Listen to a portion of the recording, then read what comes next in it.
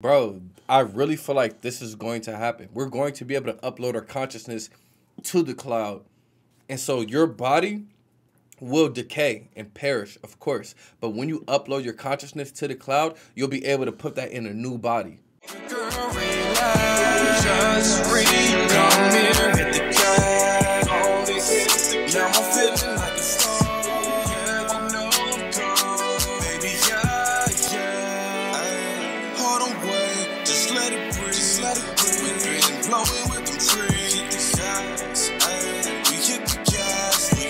Good. Dark Knight Gang in this thing. Gang.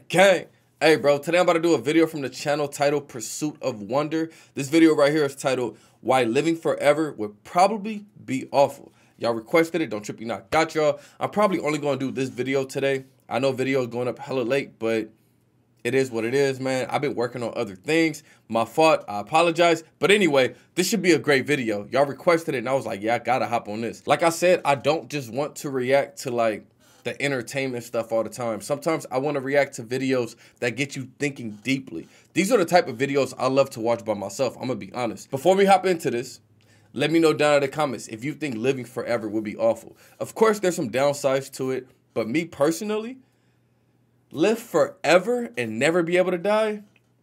Would I want to live forever? Maybe not forever, but maybe like 500 years, definitely. Of course, all your loved ones will pass away. Your mom, your dad, your brothers, your sisters, every woman or whatever partner you want to have, they'll end up passing away. I don't care about none of that. Obviously, I'll be sad, but I'll get over it. You feel me? Anyway, I would personally not want to live forever, but maybe 500 to 1,000 years, because I would want to experience everything this beautiful world has to offer. I want to go everywhere, live in different countries, experience different cultures, see how technology is going to advance, maybe even become like half cyber human, you know what I'm saying? Merge with artificial intelligence. I don't know, bro. I would do a lot, you feel me? Anyway, I'm ready to hop into this video. We're going to see how Pursuit of Wonder describes living forever. Let me know down in the comments if you would want to live forever. Let me know. Like I said, all your loved ones will pass away. Whatever woman, all your family, all your friends, they all would pass away. It is what it is. But would you still want to live for a long time or want to live forever? I feel like in the next 50 years, technology is going to come out with different ways for us humans to live longer. We might merge with artificial intelligence. Who knows? Bro, that's for another topic. You feel me? Because I've been doing some research on that as well. But you know what I mean? We'll have to talk about that. I'm ready to hop into this video. Shout out to the gang. Everybody have a great day. Let's go. This technology will change everything. Enos, the CEO of Mayfly Incorporated, the leading life extension company of the 22nd century, announced while streaming live to an audience of hundreds of millions of people across the solar system. The days will no longer be filled with the weight of their finitude, and man will no longer be filled with the angst of his attachment to his days. Enos continued, life will finally touch true boundlessness, unrestrained and untethered to the forces of entropy and decay, disease and injury, death and finitude. We have accepted for far too long that the ultimate imperative of life is that it must end. There is no reason to accept this any longer. Facts. In the words spoken over 200 years ago by 20th century poet Dylan Thomas, we will not go gentle into that good night. We will rage against the dying of the light. We are mortal now, but tomorrow you can, if you so choose, upload your consciousness into our revolutionary, decentralized cloud technology and defeat your mortality. Bro, I really feel like this is going to happen. We're going to be able to upload our consciousness to the cloud. And so your body will decay and perish, of course. But when you upload your consciousness to the cloud, you'll be able to put that in a new body. So some people who want to live life as a woman and then maybe say, I want to live life as a man, they'll be able to do that. You see what I'm saying? Some people who are like, hey, you know what? Instead of me looking black, like let's say for me, if I was like, I don't want to be a black male that's 5'10", 180 pounds. Let me be an Asian guy that's 6'3". I'll be able to upload my consciousness to that next body. You see what I'm saying? I really feel like that's definitely going to happen. But let's keep going. Before it defeats you. And so, I ask you, what do you choose? Several years following this public release of Mayfly's immortality technology, Eno sat with his father, Roy, on the porch of the long-term care facility his father lived at. At this time, Roy was 208 years old. He was now reaching an age of severe physical decline, becoming increasingly frail and frequently sick. He had not yet opted in to the Mayfly immortality technology, and at the moment, did not plan to. Enos, having initially and primarily been motivated to pursue and build his immortality technology with his family and friends, especially his mother and father in mind, he was, of course, devastated and dead set on convincing his father otherwise. "Dad, I'm begging you," Enos said to his father. "Why would you if you don't have to? Why succumb to the nothingness of non-existence? Why leave me, this life, everything else you know and love, if you don't have to?" Roy, looking out at the lining of trees facing the porch, replied, "Son, I don't want to die, but I found in life that it's the things that you don't want that allow you to realize what you do. Everything I've done, my whole life, it was all fueled in some major part by this approaching end, an awareness that there would be an end, one last day among days, perhaps at any moment, certainly at some. It allowed me to realize that I wanted to live." "Yeah, but Dad, what does it mean to live if you lose everything?" Enos interrupted. "I think it means everything. In fact, everything only means anything at all because of that, at least for me. The scarcity of days, of life, that is where the value is derived. It stirs you into making something of it. It gives you the urgency to pursue the things you want to do with haste and passion, to feel an angst that you need to justify by creating things, by living deeply and powerfully, by eternalizing yourself through some other means beyond yourself. And it makes you appreciate on those occasional moments when you remember that you won't have any of this forever, and that someday..." That's a good way to look at it. I could understand that point of view as well. That would give life meaning if you feel like life has an end. So since it does have an end, like I tell you guys all the time, you only have one life to live. Make sure you live it up, because I know our days are finite. You see what I'm saying? So for some people, since we have finite days, they're like, "Hey, this is what gives life meaning." If you could live forever, would life even be meaningful? I understand that logic behind it, but fuck all that. "Someday, it will all be gone. That right now, you still have it," Roy answered. "Yeah, but don't you see? Life creates the meaning in life, not death. You can appreciate life and all of that without having to lose it. I agree. It doesn't need to end to feel real or valuable. Exactly. What does it mean to live on beyond yourself, create beyond yourself, and everything else, if you're not even there to experience it?" Roy sat silently. "Dad, please, for me," Enos replied. 4 years later, Roy passed away of old age. Over the following decade or so, an increasing portion of humanity at large adopted the Mayfly immortality technology, and life entered into a new stage of time where time itself bended to its whim. Yes, sir. A new, immortal, digital conscious species emerged. 4,254 years later, an embodied AI named Olam sat in his chamber in the offices of the Afterlife Company shuttle. I like that term. An embodied AI. That's an artificial intelligence that's been embodied by a human consciousness. I like that. Working. At this time, Olam was 1,364 years old. He was part of the species known as Neos, which was now the latest of 3 evolutionary descendants detached from biological life. After the first real generation of immortal human beings began to find themselves in new, non-biological bodies, in order to reproduce, a new process of reproduction began, where individuals rendered new conscious beings through partly selective, partly random, digital offspring generator programs ran on large supercomputers. Eventually, these AI progenies continued and developed this process, producing what became a third new species, the Neos, the first conscious descendants of originally AI beings. However, as part of this process, the Neos' AI predecessors programmed the Neos inside a digital infrastructure that was designed for continuous, unbroken self-sustainment without the ability to be disrupted or reconfigured from either the outside or the inside. The intent being to prevent any possibility of destroying life and the progression of intelligence. As a result, Olam, along with the rest of the Neos, could not die, even if they wanted to.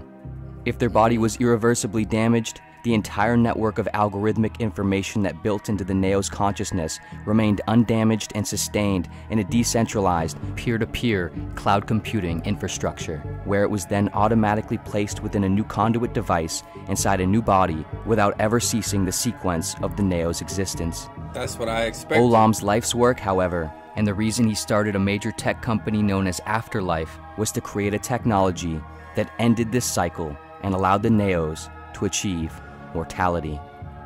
After nearly 1,000 years of pursuing this endgame, Olam and Afterlife Technologies finally hit a breakthrough, and his life's work was suddenly realized. In the year 6490, streaming his announcement out across the entire shared access cloud to billions of Neos, Olam announced, "It is with great pride, excitement, and honor that I am able to announce an Afterlife technology today that will change everything about tomorrow.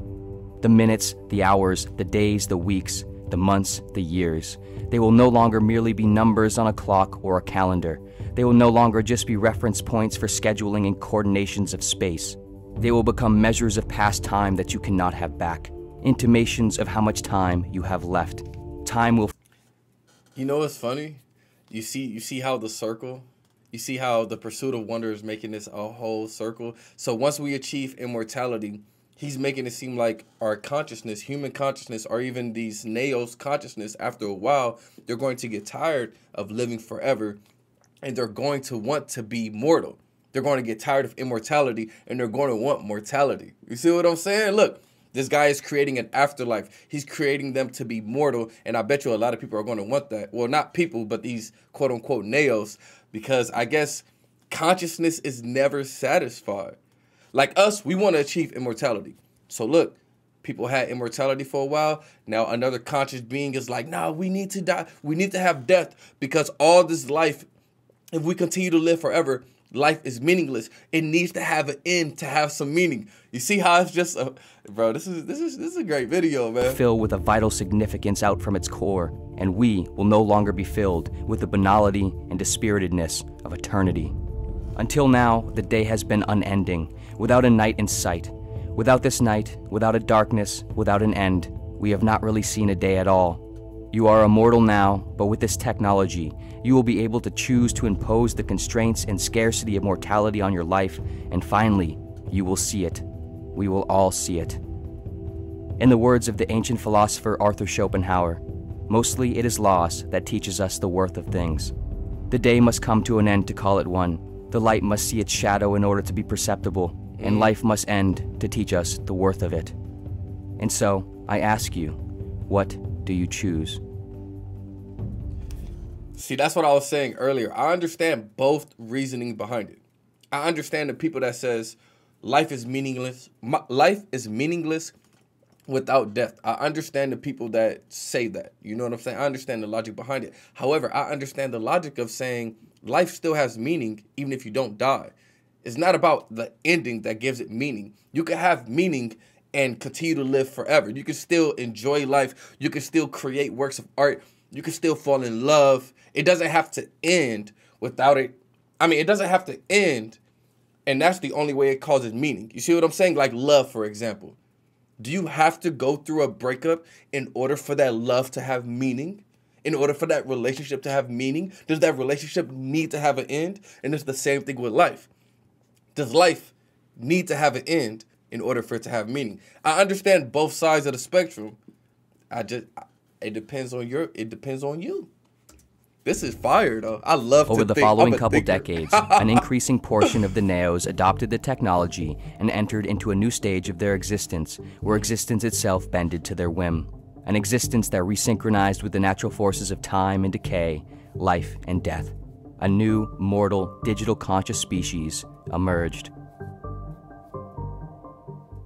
18 years following the Afterlife mortality technology's release, Olam and his son, Samesh, sat facing a large glass window aboard one of their family's residential cruiser ships, talking about various father and son topics.